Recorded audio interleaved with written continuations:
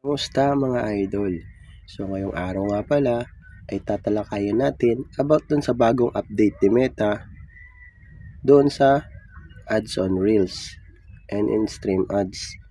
So batay nga kay Meta, dahil sa patuloy mong pag-upload ng mga original at engaging Reels, possible na tumaas ang earning rates mo dahil sila na ang bahalang mag-boost ng earnings mo sa ads on Reels and in-stream ads.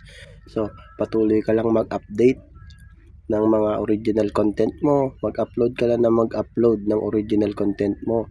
Huwag kang gumamit ng sounds na may copyright content. Iwasan po natin maglagay ng sounds dahil hindi natin masasabi kung kailan magkakaroon ng copyright content ang music na iyon, kung kailan i-claim ng may-ari.